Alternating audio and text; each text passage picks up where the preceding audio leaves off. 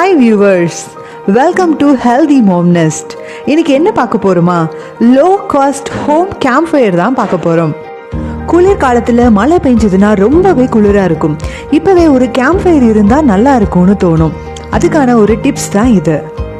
தேங்காயை உடைச்சு உள்ள இருக்க தேங்காய் எடுத்ததுக்கு அப்புறம் கிடைக்கிற தேங்காயோட வேஸ்ட்ன்னு நினைக்கிறோம்.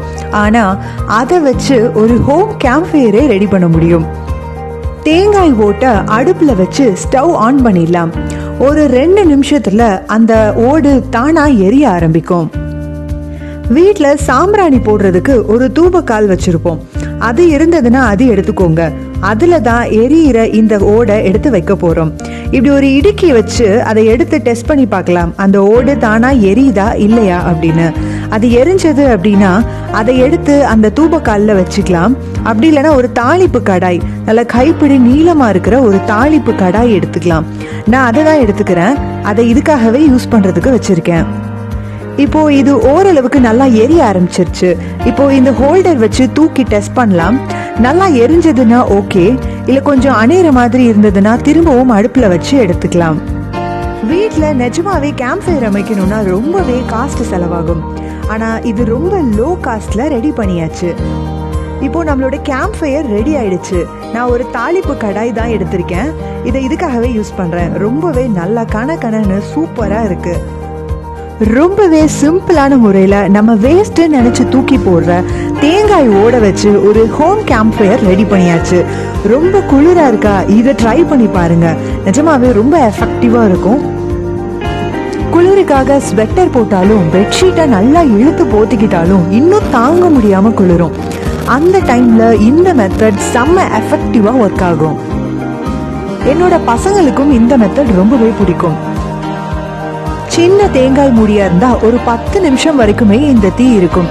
நல்லா பெரிய மூடியா இருந்தா 15 நிமிஷம் இருக்கும்.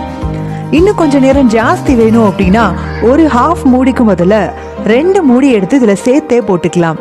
அப்ப இன்னும் அதிகமான நேரம் அந்த தீ இருக்கும். இதை ட்ரை பண்ணி பாருங்க. ரொம்பவே எஃபெக்டிவாகவும் சூப்பராகவும் இருக்கும். உங்க கமெண்ட்ஸை கமெண்ட் பாக்ஸ்ல சொல்லுங்க.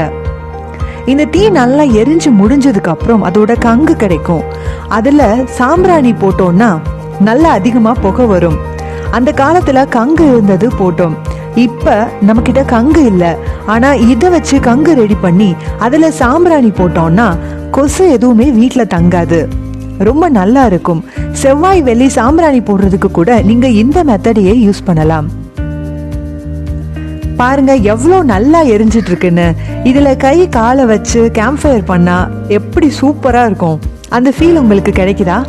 கண்டிப்பா இதை ட்ரை பண்ணி பாருங்க. குளிர் காலத்துல இது ரொம்பவே யூஸ் ஆகும். செலவே இல்லாத ஒரு அற்புதமான வழிதான் இந்த ஹோம் கேம்ப் ஃபயர். குளிர் தாங்க முடியாம நம்ம ரூம் ஹீட்டர் வாங்கி வச்சிருந்தாலும் அது இந்த அளவுக்கு எஃபெக்டிவா இருக்காது. இந்த மெத்தடை வீட்டில் ட்ரை பண்ணி பாருங்க.